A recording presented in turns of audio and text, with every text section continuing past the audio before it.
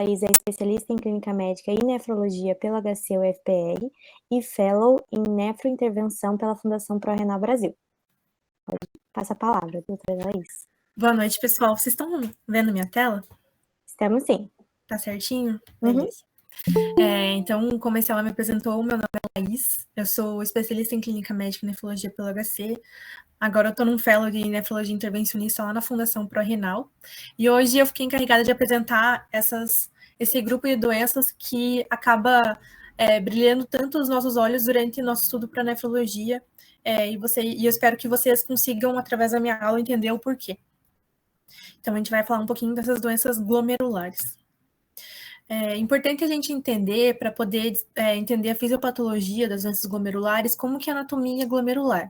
Então, o glomérulo, ele não é nada mais, nada menos que um enovelado de capilares, em que o sangue vai entrar aqui pela arteríola aferente, vai formar esse enovelado de capilares, junto com outras células, que eu vou falar logo mais, e o sangue vai sair aqui pela essa arteríola eferente, certo? Quando o sangue... Vocês estão vendo minha flechinha aqui também? Sim. Beleza.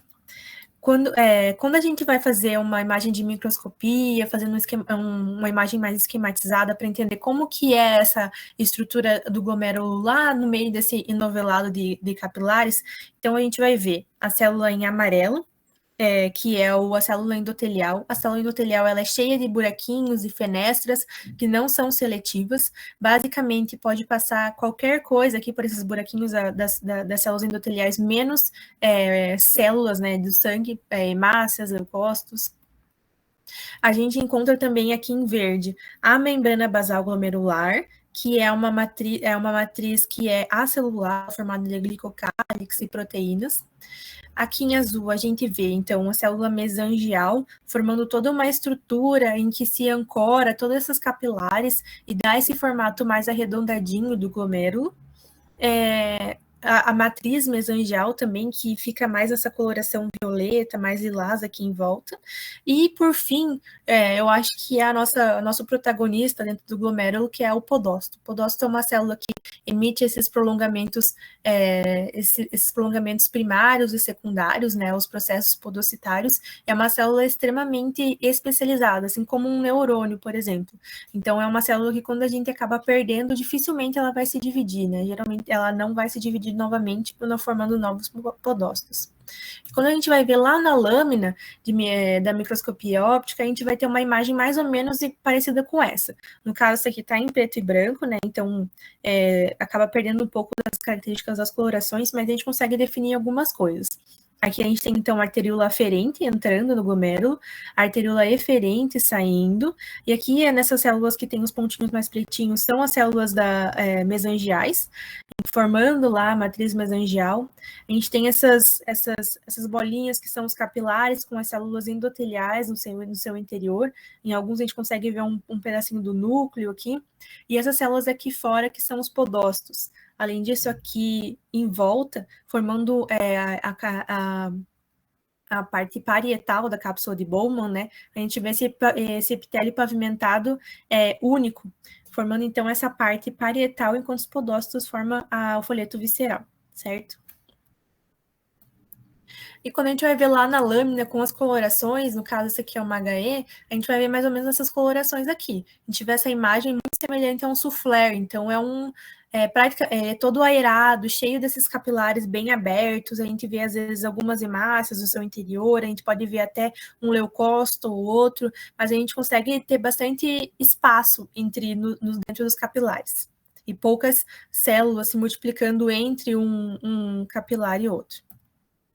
Então, dando um pouco mais de atenção para a barreira de filtração, que é uma das principais estrelas, né, dentro do glomérulo, aqui a gente consegue definir quais que são as camadas da barreira de filtração e que vão impedir que sejam filtradas, que passem por essa barreira, coisas que coisas que a gente não quer que sejam que passem, né? Como, por exemplo, proteínas, células hemácias, são coisas que vão acabar aparecendo no paciente que tem uma glomerulopatia, e tudo isso ocasionado por conta de alguma alteração na barreira de filtração. Na barreira de filtração, então, a gente vai ter basicamente 3 camadas. A célula endotelial, como eu já tinha falado para vocês, com as fenestras, que não são seletivas, a membrana basal glomerular. A membrana basal glomerular, aqui nessa imagem de microscopia eletrônica, a gente consegue ver uma lâmina interna, uma lâmina... a membrana basal glomerular e uma lâmina externa. Essa membrana basal glomerular, ela vai ser formada de várias proteínas e de glicocálix também, dando para ela uma característica de ser negativa. Isso vai ajudar a repelir proteínas com carga negativa, por exemplo, a albumina. A maioria das nossas proteínas séricas tem cargas negativas. E aqui esses morrinhos, esses montinhos aqui em volta são os processos podocitários. Os processos podocitários também têm suas fenestras, eles são mais seletivos que as fenestras do endotélio, e tudo isso vai acabar formando a nossa barreira de filtração, que vai impedir com que as proteínas sejam filtradas e vão para a urina, caracterizando uma glomerulopatia. E quando que a gente vai suspeitar que algum paciente tem algum problema em relação a isso, né? Alguma doença relacionada a isso? Essas são características que são bem simples e que, na verdade, são para trazer aquela pulga atrás da orelha. Quando que a gente vai pedir um parcial de urina? Quando que a gente vai investigar isso e levar mais adiante a investigação de glomerulopatia?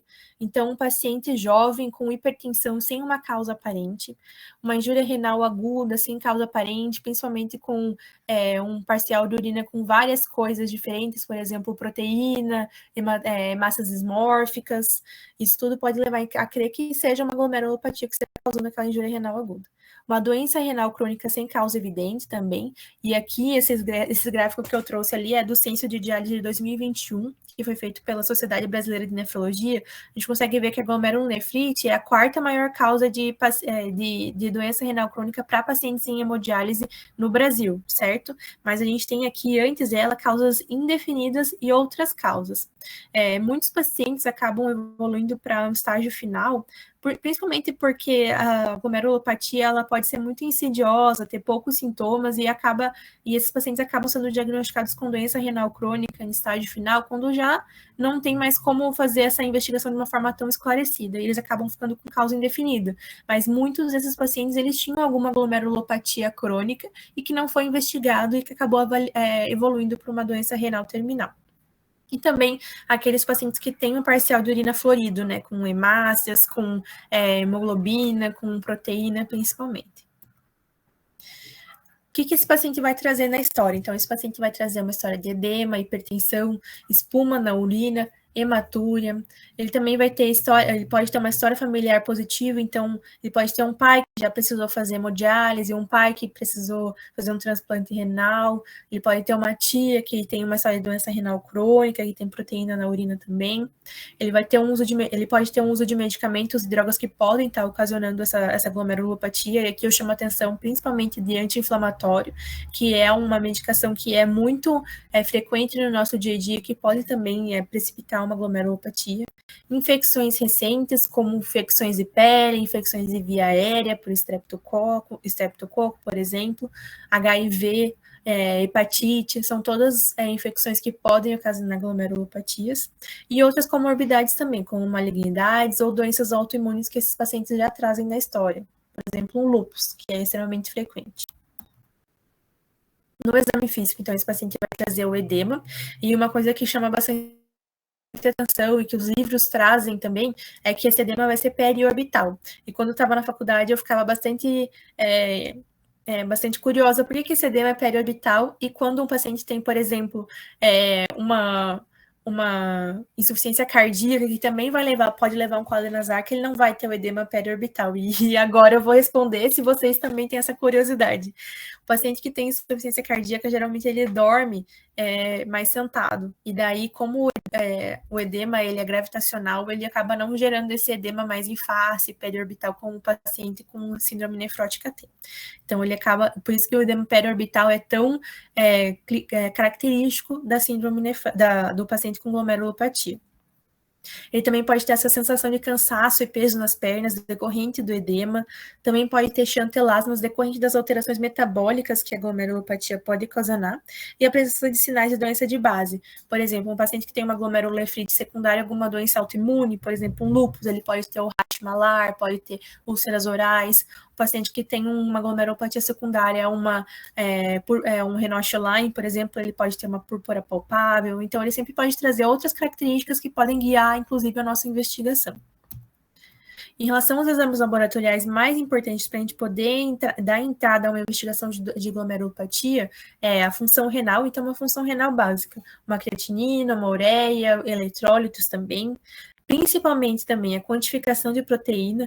Então, a gente vai abrir a investigação com parcial de urina que vai mostrar lá alguns traços de proteína. Então, ele vai ter uma quantificação positiva de proteína na urina através do parcial de urina. E a partir daquele parcial de urina, a gente vai pedir uma proteinúria de 24 horas ou então uma relação proteína-creatina para a gente ter uma ideia melhor de quanto que está vindo de proteinúria nesses pacientes. Além disso, a gente tem que pedir também sorologias, painéis de autoanticorpos como o ANCA, o FAN, o anti-DNA, o antimembrana basal glomerular. Também eletroforese sérica e urinária, C3, C4, CH50, para guiar a investigação de causas secundárias. É importante a gente frisar aqui que a proteinúria normal, ela não excede um valor de 150 miligramas em 24 horas. Então, quando a gente pede uma proteinúria de 24 horas para esse paciente, é importante que ele tenha menos de 150 miligramas por 24 horas. Quando ele tem acima de 150 miligramas em 24 horas, já mostra para a gente que ele pode ter alguma glomerulopatia de base. É importante que essa proteinúria aqui, ela pode estar sendo, ela é composta de vários tipos de proteína. Então, quando a gente vai medir a albumina especificamente, a albumina não pode exceder 30 miligramas em 24 horas. Ou seja, quando a gente tem uma relação, quando a gente pede a relação albumina-creatinina, que vai nos dar uma ideia de quanto que ele tem de proteína, de albuminúria em 24 horas através de uma amostra isolada de urina, essa relação albumina-creatinina não pode exceder o valor de 0,03 a 0,3. E quando a gente tem uma proteinúria de 24 horas maior que 3,5 gramas em 24 horas, a gente tem aquela proteinúria que a gente chama de proteinúria nefrótica. É importante a gente enfatizar e entender que uma proteinúria nefrótica é diferente de uma síndrome nefrótica. Eu vou falar um pouco mais adiante da síndrome nefrótica, mas a proteinúria nefrótica nos dá especificamente a ideia de quanto de proteína que está saindo no xixi daquele paciente. Não vai nos dar a ideia de outras alterações sistêmicas que ele pode trazer. Então, quando você me fala fulano tem proteinúria nefrótica, eu sei que no xixi dele tem mais de 3,5 gramas de proteína, ponto. Ele não vai me trazer mais nenhuma informação em relação ao quadro clínico dele. E, por fim, em relação aos exames que a gente pode solicitar para a investigação desses pacientes com glomerulopatias, principalmente nos pacientes adultos, é extremamente importante a biópsia renal.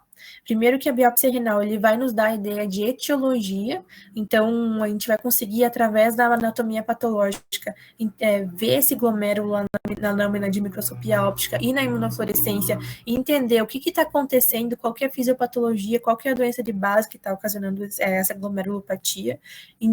As diferentes doenças que ocasionam a glomerulopatia vão ter tratamentos diferentes, então a biópsia ela vai guiar também o tratamento, e não só isso, ela vai dar o prognóstico. Então, lembra daquele paciente jovem que estava em hemodiálise, que eu falei para vocês que tinha uma causa indefinida e que poderia ser uma glomerulopatia crônica? Então, quando viável, se esses pacientes fazem a biópsia, a gente consegue entender quanto de esclerose esse paciente tem, quanto de cronicidade esse paciente tem. Será que vale a pena submeter ele ao tratamento? Será que ele tem condições de responder ao tratamento? Tudo isso a gente consegue ter de informação na biópsia renal. Então, a biópsia renal é extremamente importante nesse sentido. Ela é feita por um nefrologista ou por um radiologista intervencionista, ela é percutânea, feita com uma agulha, com uma anestesia local, o paciente fica em decúbito dorsal e guiada por ultrassonografia. É um procedimento bem simples mesmo, dura em torno de uns 10 minutos ali, o paciente geralmente não tem complicações. Em relação às manifestações clínicas também, tem duas entidades que a gente costuma ouvir bastante na faculdade, bastante nos cursinhos para prova de residência também, que são duas entidades que acabam separando as glomerulopatias. Acaba que as glomerulopatias não são tão simples assim, elas acabam se sobrepondo e existem outras entidades que ainda podem acontecer junto, mas a gente separa para fins didáticos em síndrome nefrótica e síndrome nefrítica. Mas, como eu falei, não são duas coisas separadas, elas se sobrepõem em um mesmo paciente. Falando um pouco da síndrome nefrítica, então, a síndrome nefrítica ela é ocasionada por um quadro inflamatório dentro dos glomérulos que vão levar à piora da função renal, a uma proteinúria que geralmente ela não chega a uma proteinúria maior que 3,5 gramas, ela não é geralmente uma proteinúria nefrótica.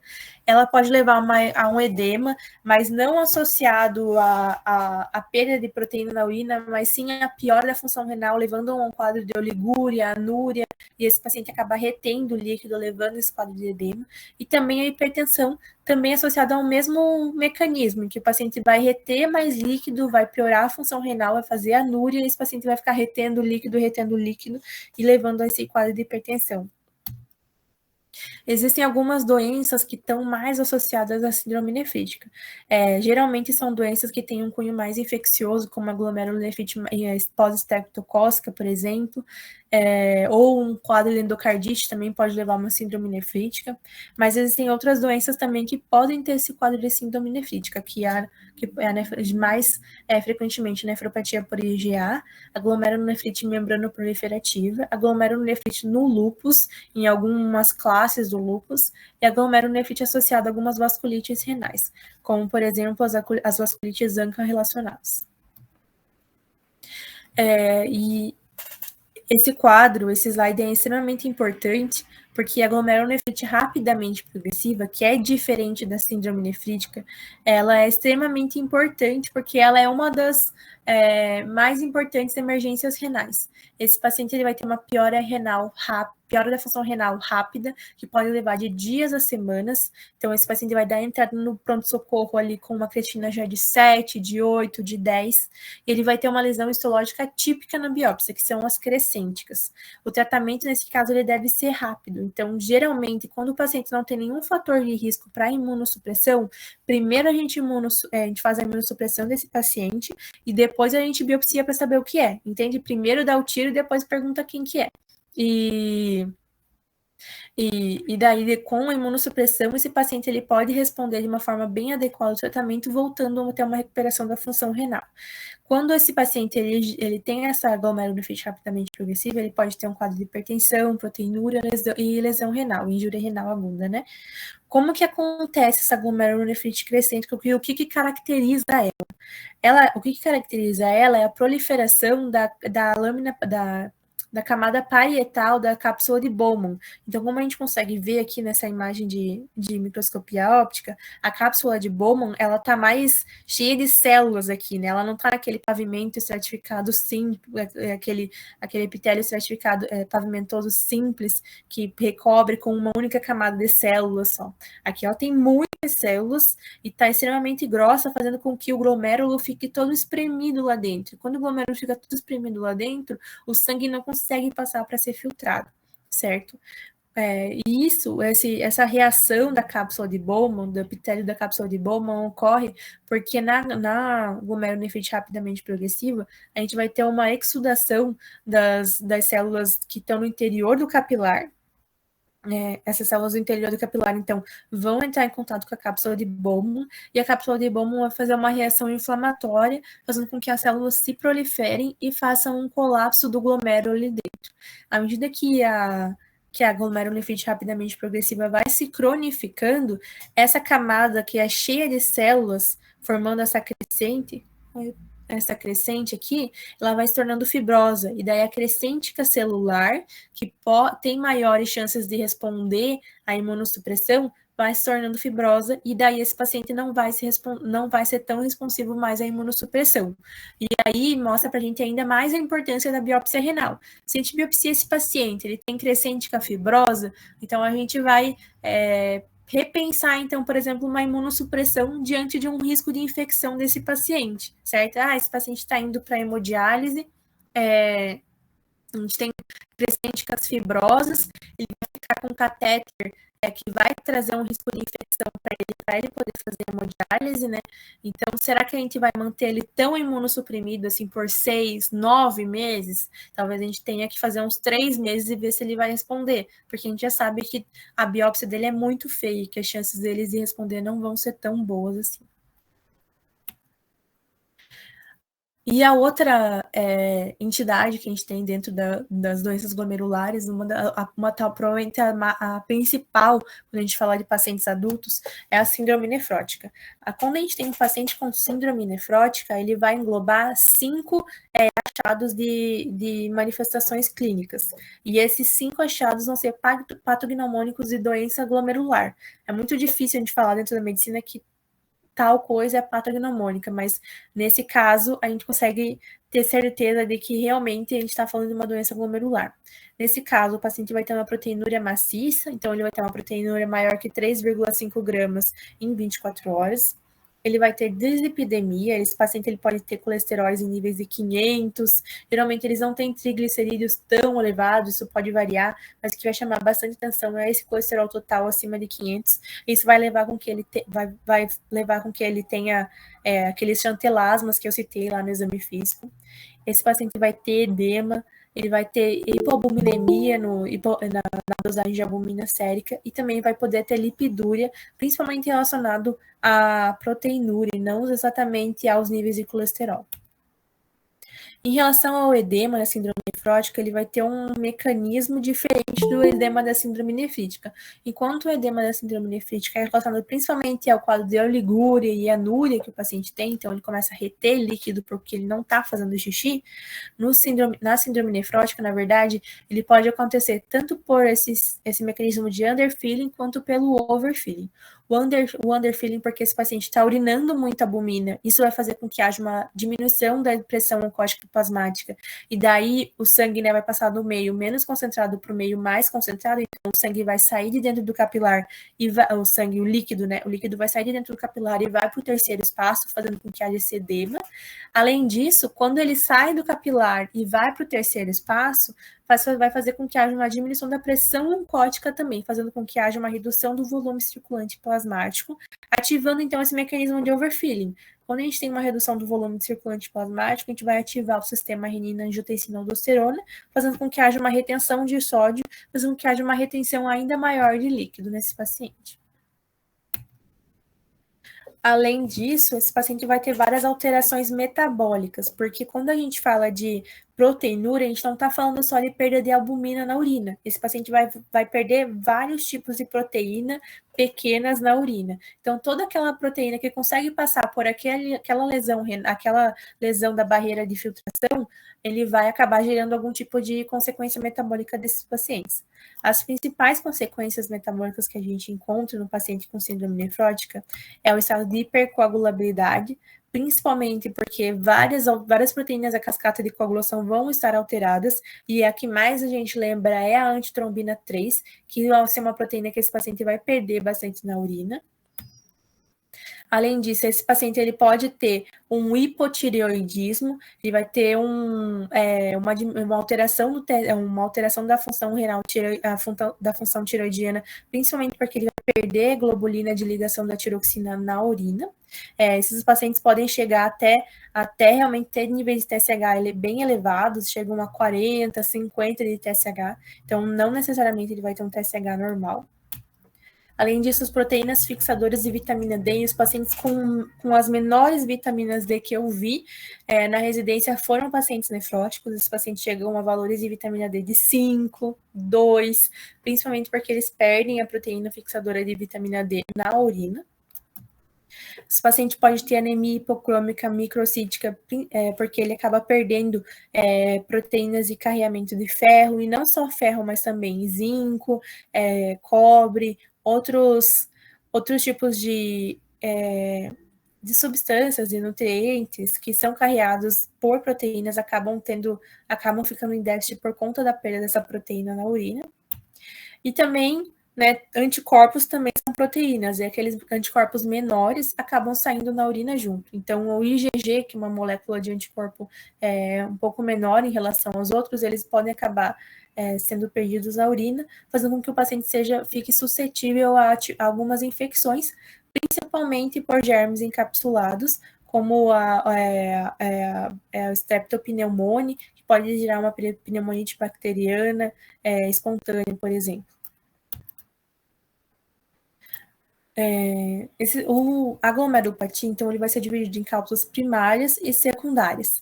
Eu deixei esse slide aqui porque ele está bastante didático para a gente entender que existem várias causas primárias. Então, a gente vai ter aqui a glomerulosclerose focal segmentar, a glomerulopatia membranosa, doença por lesão mínima, a membranoproliferativa e a glomerulonefrite proliferativa mesangial ou mesangioproliferativa, como a gente chama. No entanto, toda glomerulopatia vai ser secundária até que se prove o contrário.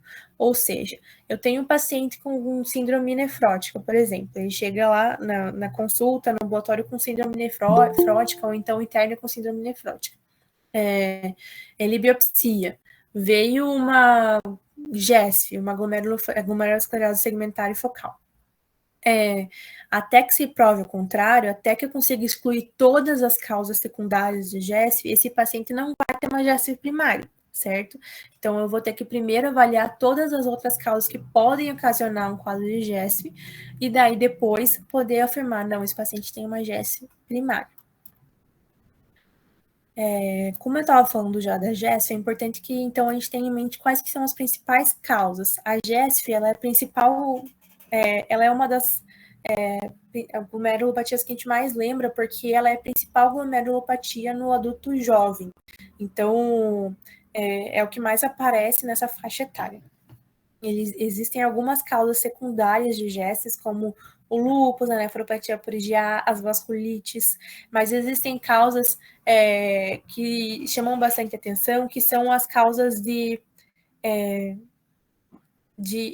que o rim ele acaba se adaptando a um mecanismo de hiperfluxo. Por exemplo, um paciente obeso em que ele tem um volume circulante mais elevado, esse rim vai ficar submetido a um estado de hiperfluxo constante, e esse hiperfluxo constante vai levar a um quadro de GESF.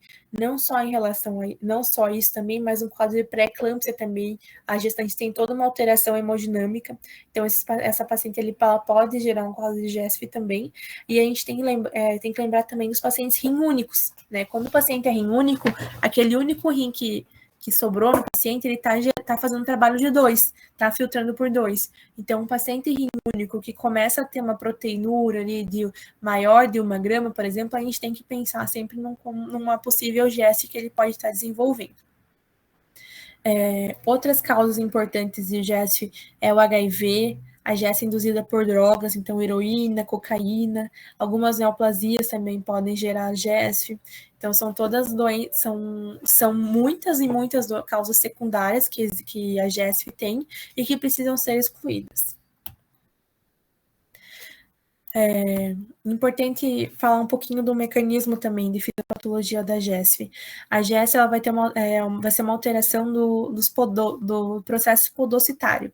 Então, nesses pacientes, seja por uma causa infecciosa, seja por uma causa por um hiperfluxo renal, esses pacientes vão ter alterações que é do processo podocitário, e essas alterações dos processos podocitários vão acabar se espalhando em um segmento do glomérulo e em uma parte do rim. Então, é possível, por exemplo, que um paciente que eu faça uma biópsia renal, eu não vá conseguir pegar aquele glomérulo que está alterado. Por isso que se chama glomerulosclerose focal e segmentar. Como a gente pode ver aqui, tem áreas do glomérulo que estão alteradas, como essa aqui que está mais em vermelhinho, e tem áreas do glomérulo que estão normais. Então, a gente vê que é só um segmento do glomérulo que está alterado, e quando você vê uma lâmina de biópsia, por exemplo, se o paciente tem 20 glomérulos na biópsia, nem todos os glomérulos vão estar alterados. Então, por isso que é focal. Então, ele é só um segmento do glomérulo e é só um foco no rim. Então, a gente tem que ter bastante sorte e habilidade de conseguir ter uma amostra adequada de glomérulos para conseguir achar essa lesão e fazer o diagnóstico de GESP. Outra glomerulopatia que pode ser primária ou secundária, né, é a glomerulopatia membranosa. A glomerulopatia membranosa, talvez, atualmente é o único tipo de glomerulopatia que a gente consegue diagnosticar sem a biópsia. É uma das grandes discussões na nefrologia nesses últimos 15 a 10 anos, porque foi descoberto a causa da glomerulopatia membranosa primária. Quando glomerulopatia membranosa, a membranosa, ela tem uma natureza autoimune. Então, o paciente ele vai acabar fazendo um autoanticorpos contra proteínas da membrana do podócito. Então, um paciente que tem uma glomerulopatia membranosa, ele vai gerar um autoanticorpos ao receptor de fosfolipase A2, por exemplo, lá no podócito, fazendo com que esses podócitos acabem sendo lesionados e gerando a proteinúria, que muitas vezes é bastante nefrótica. Um paciente com glomerulopatia primária, então, ele vai ter justamente esse autoanticorpo que eu falei para vocês, que é o antifosfolipase A2 presente na membrana do podócito. Mas existem causas secundárias também de glomerulopatia membranosa, e essas causas secundárias vão fazer com que o paciente acabe gerando esses autoanticorpos, fazendo o mesmo tipo de lesão que a causa primária no podócito lá no glomérulo, certo? Então, o paciente pode ter uma hepatite B, uma hanseníase, pode ter alguns tipos de câncer, pode ter lúpus, ou até mesmo o uso de algumas medicações podem gerar glomerulopatia membranosa. Tudo isso vai desencadear essa resposta autoimune, levando então levando as manifestações de síndrome nefrótica. Quando a gente vê na lâmina esse glomérulo com glomerulopatia membranosa, é bastante bonitinho, porque parece que a membrana basal glomerular foi pintada com lápis de cor, ela tá bem grossinha, assim, e isso faz lembrar, gente, por isso que é membranosa, porque ela tem essa membrana basal glomerular bem espessada. E a principal característica e a principal forma da gente identificar rapidamente que é uma glomerulopatia membranosa é a presença dessas espículas aqui na coloração da prata, a gente chama de spikes, que é justamente a reação da membrana do podócito, da membrana do podócito, a esses autoanticorpos, a depósitos imunocomplexos. Outra causa que é bastante importante nas crianças é a doença por lesão mínima. A doença por lesão mínima, ela está hoje encontrada no grupo da GESF até. Elas têm o mesmo tipo de natureza, ela é causada por também lesão do podócito, só que diferente da GESF, a gente não consegue ver alterações na microscopia óptica. Essa aqui é a mesma foto que eu coloquei para vocês lá atrás, nos primeiros slides, de um glomérulo normal. Então, a gente vê esse glomérulo insuflé, com bastante espaços capilares, sem proliferação das células mesangiais. Então, esse glomérulo tá lindo. Você olha para ele e fala, não, tá normal. Mas você olha para o paciente, ele tem uma proteinúria de 10 gramas por dia. Então, alguma coisa tá errada, né? Quando esse paciente vai para a microscopia eletrônica, a gente consegue ver essas alterações dos podócitos e ver essas lesões nos processos podocitários.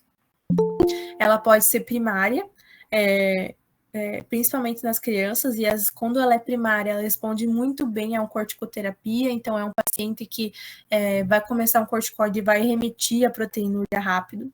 As crianças, elas costumam responder de uma forma mais drástica, mais dramática ao corticoide, então você começa o corticoide, ela já responde. O adulto, geralmente, ele tem uma forma um pouco mais teimosa, você começa o corticoide, ele responde pouco, você tem que alterar a imunossupressão dele, mas ela também pode ser secundária. E quando ela é secundária, a gente tem que guiar de acordo com as formas, com a doença de base dele, como a presença de linfoma de Hodgkin, o uso de anti-inflamatório, ampicilina, rifampicina, interferon, todos podem ser causas de doença por lesão mínima secundária. Outro tipo de glomerulopatia importante é a glomerulopatia membrana proliferativa. Assim como a membranosa, ela também tem uma natureza autoimune, só que os depósitos da membranosa são diferentes dos depósitos da membrana proliferativa.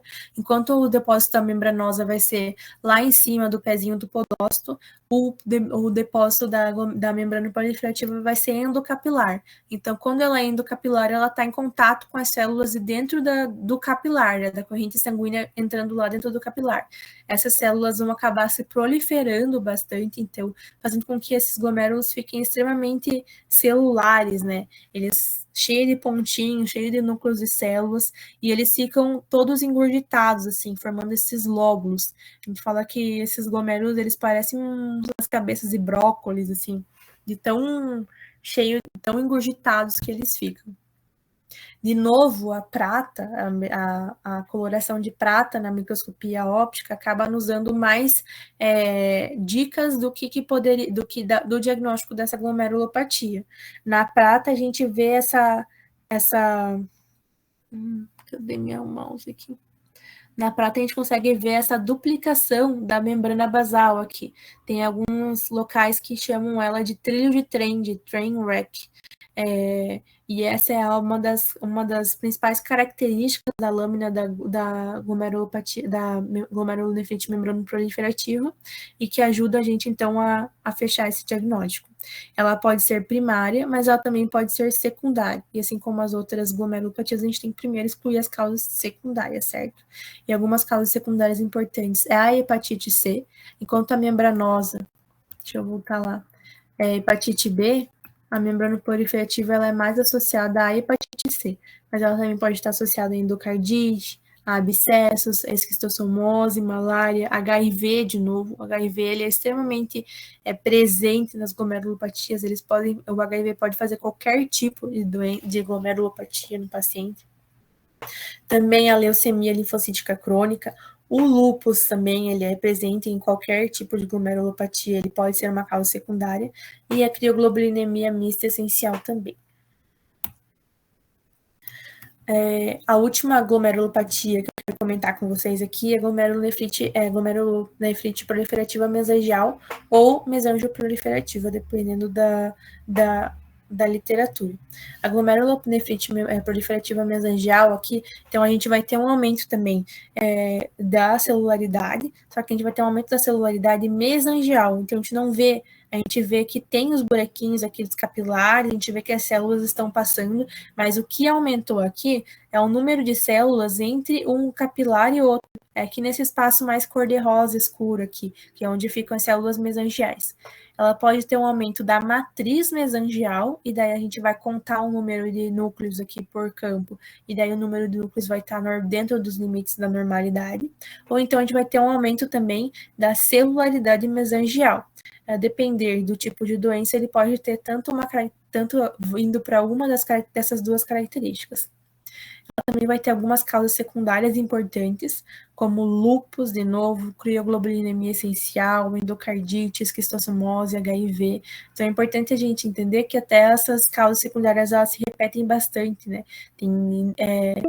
Uma mesma doença pode gerar vários tipos de glomerulopatias diferentes. Mas para fechar daí a aula, eu trouxe para vocês essa lâmina, que é extremamente essas imagens de microscopia óptica, que é extremamente importante. E não sei se alguém vai ter coragem de falar, porque geralmente a gente fica quietinho nessas aulas, mas eu queria que vocês tentassem adivinhar que tipo de doença que é essa aqui. E será que é uma glomerulopatia mesmo? Alguém quer falar alguma coisa?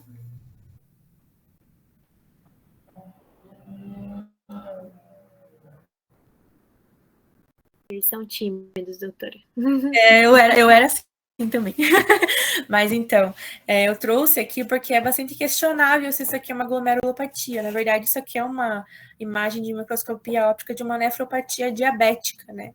A diabetes é uma doença sistêmica, que a gente já conhece, já está careca de saber, mas que também tem um acometimento do glomérulo. O diabetes ele não vai acometer só o glomérulo, ele vai acometer todos os compartimentos do rim. Então, vai acometer túbulos, vai acometer vasculatura, mas a gente vai ter lesões bem típicas glomerulares.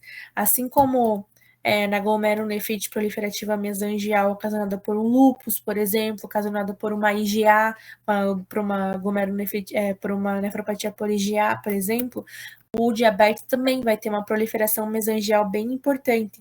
A gente vai ter aqui, aumento da matriz mesangial. Muitas vezes a matriz mesangial vai aumentar tanto que vai formar essa glomerulosclerose nodular, que a gente também chama de nódulos de Kimmel-Wilson. E também vai acabar gerando a proteinúria, que pode chegar até mesmo os níveis de proteinúria nefrótica. Então, muitas vezes, a gente está diante de um paciente que tem uma doença renal diabética, mas que a gente não tem essa história tão evidente do diabetes. E esse paciente com diabetes vai ser biopsiado também para a gente poder afastar os outros tipos de glomerulopatias. O diabetes, assim como a nefropatia membranosa, são os únicos tipos de glomerulopatia que a gente consegue diagnosticar sem biópsia. Então, por exemplo, eu tenho um paciente com diabetes que já tem uma história de 20 anos de diabetes, que já tem um pé diabético, já é amaurótico, já tem já tem doença arterial coronariana, ou seja, ele já tem retinopatia diabética, já tem várias lesões de órgão-alvos de diabetes. Ele tem uma proteinúria de 3, 4 gramas. Esse paciente eu preciso biopsiar? Não, porque provavelmente a proteinúria que ele tem lá, seja numa faixa nefrótica ou não, é relacionada ao diabetes, é por uma doença renal diabética. A gente vai biopsiar só quando a gente pode ter outras doenças junto. Por exemplo, o paciente que tem um diabetes, que tem um monte de lesão de órgão-alvo e tem uma hepatite junto. Putz, será que ele tem uma membrana proliferativa associada à hepatite? Ou será que ele tem uma doença renal diabética? Daí esse paciente a gente vai biopsiar para descobrir qual que é o tipo de glomerulopatia que ele tem, certo? Mas quando ele tem uma história muito florida e que nos levam em direção a uma nefropatia diabética, esses pacientes não precisam biopsiar. Mas é importante, então, a gente trazer essa ideia do diabetes, porque a gente fica muito preso a essas doenças mais raras, a fazer diagnósticos muito